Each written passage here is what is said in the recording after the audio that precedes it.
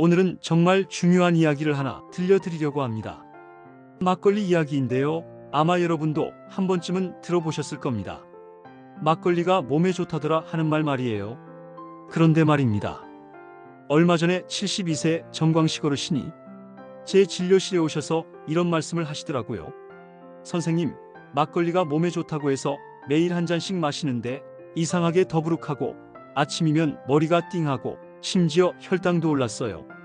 이게 도대체 이유가 뭘까요? 정말 안타까웠습니다. 자식들이 정성껏 사다준 생막걸리를 매일 드셨는데도 오히려 건강이 나빠지셨다는 거예요. 그래서 제가 자세히 여쭤봤더니 이분이 막걸리를 잘못 드시고 계셨더라고요. 여러분도 혹시 이런 경험 있으시지 않나요?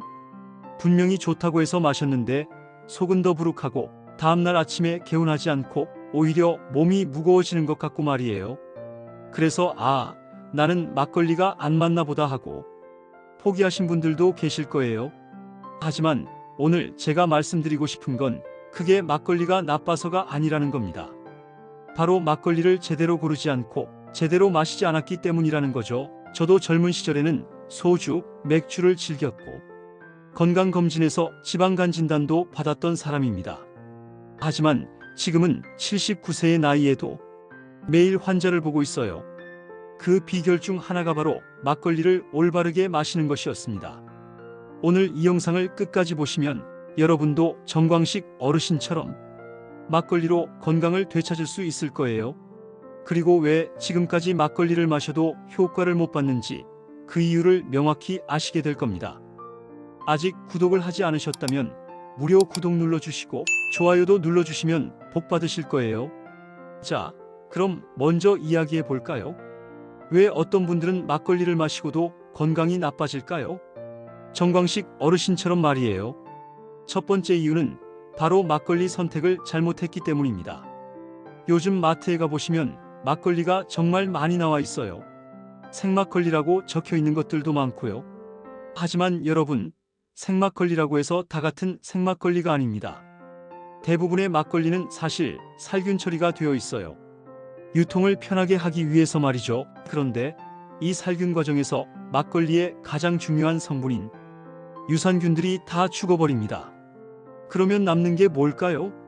단맛을 내는 감미료와 알코올뿐이에요. 이런 막걸리를 매일 마시면 당연히 혈당만 올라가고 속만 더부룩해지겠죠. 두 번째 이유는 마시는 방법이 틀렸기 때문입니다. 많은 분들이 막걸리 윗부분만 따라서 드세요. 아래 가라앉은 흰 찌꺼기, 우리가 흔히 술찌개미라고 부르는 그 부분을 버리고 말이에요. 그런데 여러분, 그 술찌개미야말로 막걸리의 핵심 영양소가 들어있는 부분입니다. 유산균도 식이섬유도 각종 효소도 모두 그 안에 들어있어요. 그걸 버리고 윗물만 마시면 그냥 단술을 마시는 것과 다를 바가 없습니다. 세 번째는 언제 어떻게 마시느냐의 문제예요. 공복에 막걸리를 마시는 분들이 계세요. 그러면 알코올이 위벽을 자극해서 속이 쓰리고 더부룩해집니다. 또 한 번에 너무 많이 드시는 분들도 있고요. 아무리 좋은 것도 과하면 독이 되는 법이에요. 제가 40년 넘게 의사 생활을 하면서 본 것은 같은 음식이라도 어떻게 먹느냐에 따라 약이 될 수도 독이 될 수도 있다는 것입니다. 막걸리도 마찬가지예요. 제대로 고르고 제대로 마시면 정말 놀라운 건강 효과를 보실 수 있습니다. 그럼 이제부터 막걸리의 진짜 효능에 대해 말씀드려 볼게요. 여러분이 지금까지 모르고 계셨던 막걸리의 숨겨진 건강 비밀들을 하나씩 공개해 드리겠습니다. 여러분, 유산균 하면 뭐가 떠오르세요? 아마 요구르트를 제일 먼저 생각하실 거예요. 맞습니다. 요구르트도 유산균이 많이 들어있죠. 그런데 제대로 만든 생막걸리에는 요구르트보다 훨씬 많은 유산균이 들어있어요. 때로는 100배까지도 말이에요. 이 유산균이 우리 몸에서 어떤 일을 할까요? 첫 번째로 장 건강을 지켜줍니다. 나이가 들수록 장 기능이 떨어지잖아요. 변비도 생기고 소화도 잘 안 되고 말이에요. 그런데 막걸리의 유산균들이 장으로 들어가면 나쁜 균들을 밀어내고 좋은 균들이 자리를 잡을 수 있게 도와줍니다. 제가 진료하는 환자분 중에 80세 박순자 할머니가 계세요. 20년 넘게 변비로 고생하시던 분인데 매일 막걸리를 한 잔씩 드시기 시작하면서 변비가 많이 좋아지셨어요. 선생님, 신기하게 요즘은 화장실 가는 게 이렇게 편할 수가 없어요라고 하시더라고요. 두 번째로는 면역력을 높여줍니다. 우리 몸의 면역세포 중 70%가 장에 있다는 걸 아세요? 장이 건강해야 면역력도 좋아지는 거예요. 막걸리의 유산균들이 장 환경을 개선해주면 자연스럽게 감기도 덜 걸리고 몸의 저항력도 좋아집니다. 특히 요즘같이 여러 바이러스가 걱정되는 시기에는 면역력이 정말 중요하잖아요. 값비싼 영양제 드시는 것보다 제대로 된 막걸리 한 잔이 더 효과적일 수 있어요.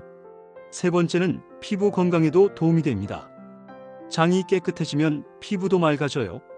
노폐물들이 제대로 배출되니까 말이에요. 실제로 막걸리를 꾸준히 드시는 분들을 보면 피부가 윤기 있고 건강해 보이세요. 하지만 여기서 중요한 건 아무 막걸리나 마셔서는 이런 효과를 볼 수 없다는 겁니다. 살균 처리된 막걸리에는 유산균이 없어요. 죽은균이죠. 그러니까 아무리 마셔도 소용없습니다.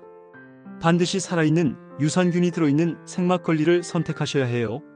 막걸리에는 유산균뿐만 아니라 다양한 효소들도 들어있습니다. 이 효소들이 왜 중요할까요?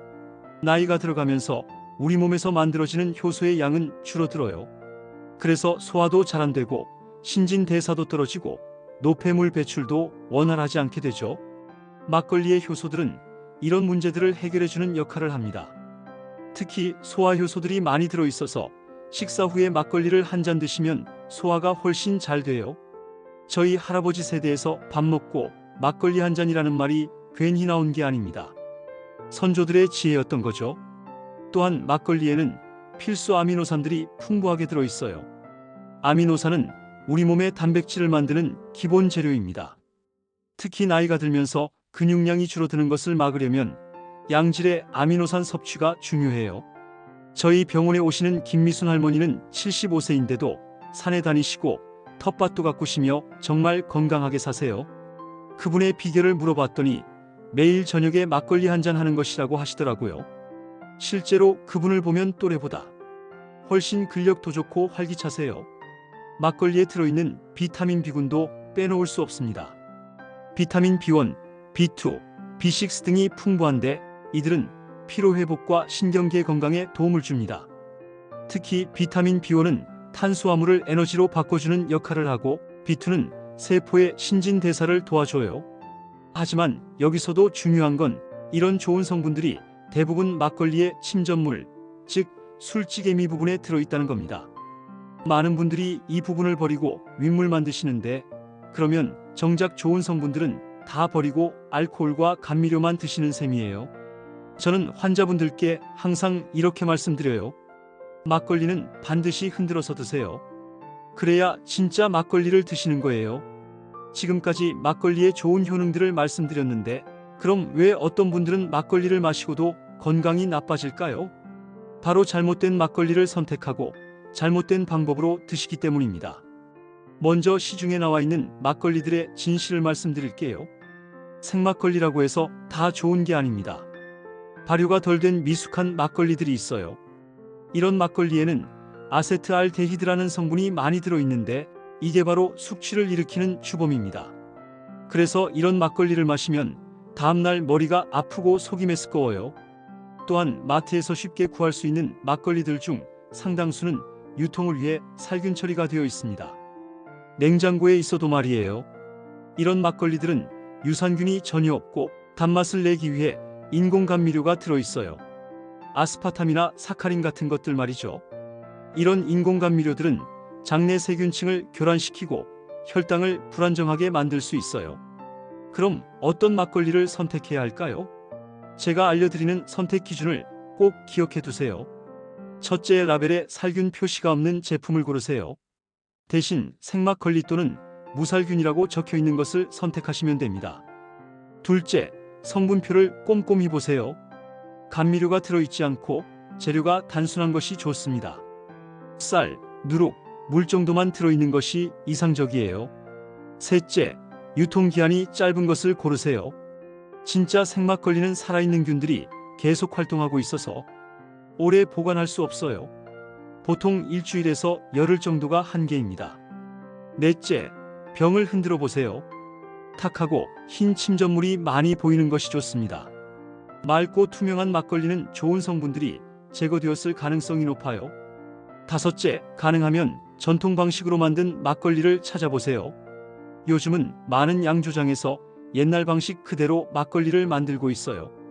이런 막걸리들은 값은 좀 비싸도 건강에는 훨씬 좋습니다. 좋은 막걸리를 골랐다면 이제는 어떻게 마셔야 하는지가 중요합니다. 제가 40년 넘게 의사 생활을 하면서 정리한 막걸리 건강 섭취법을 알려드릴게요. 첫 번째 원칙은 절대 공복에 마시지 마세요. 막걸리도 알코올이 들어있는 술입니다. 공복에 마시면 알코올이 위벽을 자극해서 속쓰림이나 위염을 일으킬 수 있어요. 반드시 식사 중이나 식사 후에 드세요. 특히 탄수화물이 포함된 음식을 드신 후에 막걸리를 마시면 알코올 흡수 속도가 늦어져서 몸에 부담이 적습니다. 두 번째 원칙은 적정량을 지키세요. 아무리 좋은 것도 과하면 독이 됩니다. 하루에 막걸리 한두 잔, 대략 200ml에서 400ml 정도가 적당해요. 이 정도면 알코올 섭취량도 적절하고 유산균과 영양소는 충분히 섭취할 수 있습니다. 제가 진료하는 90세의 김진성 할아버지는 평생 매일 막걸리 한 잔씩 드셨다고 해요. 그런데 절대 과하게 드시지 않으셨대요. 한 잔이면 약이고 두 잔이면 독이다라는 말씀을 항상 하시더라고요. 정말 지혜로운 말씀이죠. 세 번째 원칙은 반드시 흔들어서 드세요. 이건 정말 중요합니다. 막걸리를 따를 때 보면 위에는 맑은 액체가 있고 아래에는 흰 침전물이 가라앉아 있어요. 많은 분들이 이 침전물을 술찌개미라고 해서 찝찝하게 여기고 버리시는데 이게 바로 막걸리의 핵심 영양소들이 들어있는 부분입니다. 유산균, 효소, 식이섬유, 비타민, 미네랄이 모두 이 침전물에 농축되어 있어요. 그러니까 이걸 버리고 윗물만 마시면 그냥 단술을 마시는 것과 다를 바가 없습니다. 반드시 병을 잘 흔들어서 골고루 섞은 다음 드세요. 흔들 때는 병뚜껑을 꽉 닫고 부드럽게 좌우로 흔들어 주시면 됩니다. 너무 세게 흔들면 탄산이 올라와서 넘칠 수 있으니 조심하세요. 그리고 한 가지 더, 막걸리를 마실 때는 천천히 음미하면서 드세요.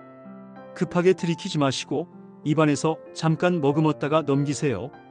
그래야 막걸리의 좋은 성분들이 입안의 점막을 통해서도 흡수될 수 있고 소화도 더 잘 됩니다. 이런 막걸리를 마실 때 어떤 음식과 함께 드시느냐도 중요합니다. 잘못된 조합은 막걸리의 좋은 효과를 반감시키거나 오히려 건강에 해로울 수 있어요. 먼저 피해야 할 음식들부터 말씀드릴게요. 많은 분들이 막걸리 하면 파전을 떠올리시죠? 비 오는 날 파전에 막걸리, 정말 운치 있고 맛있습니다. 하지만 건강을 생각한다면 이 조합은 그리 좋지 않아요. 파전은 기름에 튀긴 음식이라 기름기가 많고 소금도 많이 들어있어요. 나트륨 함량이 높죠. 이런 음식과 함께 막걸리를 마시면 나트륨 과다 섭취로 이어질 수 있고 혈압이 높으신 분들에게는 특히 좋지 않습니다. 또한 너무 맵거나 짠 안주들도 피하는 게 좋아요. 김치찌개, 된장찌개 같은 것들도 나트륨이 많이 들어있어서 막걸리와 함께 드시면 다음날 얼굴이 붓거나 몸이 무거워질 수 있어요. 그럼 어떤 음식이 막걸리와 궁합이 좋을까요? 첫 번째로 추천하는 건 두부예요. 두부는 단백질이 풍부하면서도 소화가 잘 되고 알코올 분해를 도와주는 메티오닌이라는 아미노산이 들어있어요. 또한 두부의 식물성 단백질은 막걸리의 아미노산과 함께 우리 몸의 근육 건강에 도움을 줍니다. 두 번째는 각종 나물류입니다. 시금치나물, 콩나물, 도라지나물 같은 것들이 좋아요. 이런 나물들에는 비타민과 미네랄, 식이섬유가 풍부해서 막걸리의 영양 흡수를 도와주고 알코올 분해도 빨라지게 해줍니다. 세 번째는 견과류예요. 호두, 아몬드, 땅콩 같은 견과류들은 불포화 지방산과 비타민 E가 풍부해서 알코올로 인한 산화 스트레스를 줄여줍니다.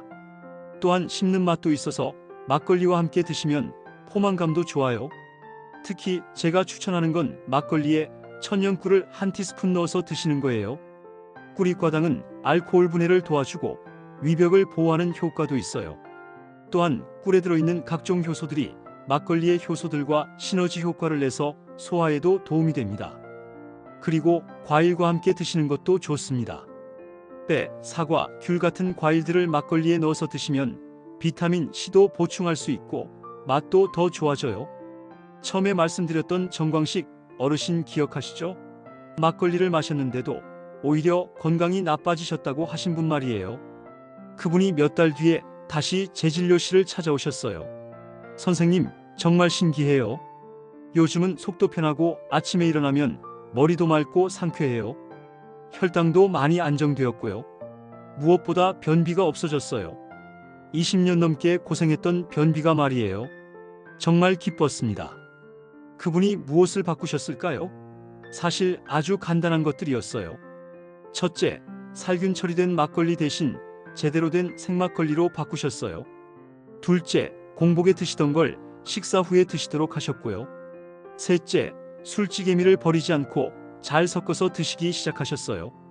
이것만 바꿨는데도 이렇게 큰 변화가 있었던 거죠. 이제 제가 환자분들께 추천하는 막걸리를 더 맛있게 먹는 방법을 알려드릴게요. 여러분의 건강 상태나 취향에 따라 선택해서 드시면 됩니다. 첫 번째는 꿀막걸리입니다. 막걸리 한 잔에 천연꿀 한 티스푼을 넣어서 잘 저어 드시는 거예요. 꿀의 단맛이 막걸리의 쓴맛을 중화시켜주고 위 보호 효과도 있어요. 특히 위가 약하신 분들이나 소화가 잘 안 되시는 분들께 추천합니다. 두 번째는 과일 막걸리예요. 배나 사과, 귤 조각을 막걸리에 넣어서 드시는 거죠.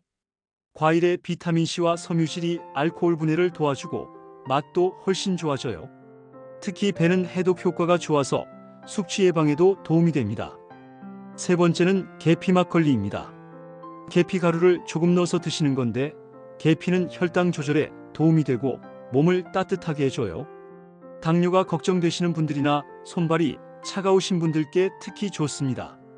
네 번째는 생강 막걸리예요. 생강 우린 물을 막걸리에 조금 넣어서 드시거나 생강가루를 아주 조금 넣어서 드시면 됩니다. 생강은 소화를 돕고 면역력 강화에도 좋아요. 감기 기운이 있을 때나 소화가 잘 안 될 때 드시면 효과적입니다.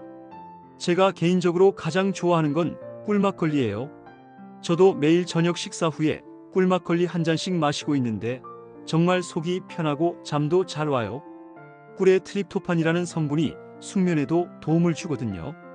하지만 여기서 중요한 건 이런 첨가물들도 자연 그대로의 것을 사용하셔야 한다는 겁니다. 인공 꿀이나 합성 계피 향이 아닌 진짜 천연 재료들을 사용하세요. 그래야 막걸리의 좋은 효과와 시너지를 낼 수 있어요. 막걸리의 건강 효과를 제대로 보려면 마시는 것뿐만 아니라 전체적인 생활 습관도 중요합니다. 제가 오랫동안 관찰한 결과 막걸리로 건강을 유지하시는 분들에게는 몇 가지 공통점이 있더라고요. 첫째, 규칙적인 식사 습관을 가지고 계세요. 막걸리는 식사와 함께 드실 때 효과가 최대가 됩니다. 불규칙하게 드시거나 끼니를 거르고 막걸리만 드시면 오히려 건강에 해로울 수 있어요. 하루 3끼를 규칙적으로 드시고 그중 한 끼 후에 막걸리를 드시는 것이 이상적입니다. 둘째, 충분한 수분 섭취를 하세요. 알코올은 이뇨작용이 있어서 몸속 수분을 빼앗아갑니다. 막걸리를 드신 후에는 물을 충분히 마셔주세요. 보통 막걸리 한 잔당 물 2잔 정도가 적당해요. 이렇게 하면 숙취도 예방하고 신장 건강도 지킬 수 있습니다. 셋째, 적당한 운동을 병행하세요. 막걸리의 유산균들이 장에서 제대로 활동하려면 장 운동이 활발해야 해요.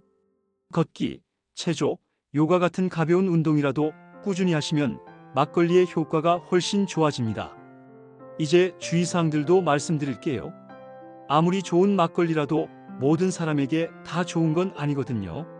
첫 번째는 당뇨가 있으신 분들은 조심하셔야 해요. 막걸리도 탄수화물이 들어있어서 혈당을 올릴 수 있습니다.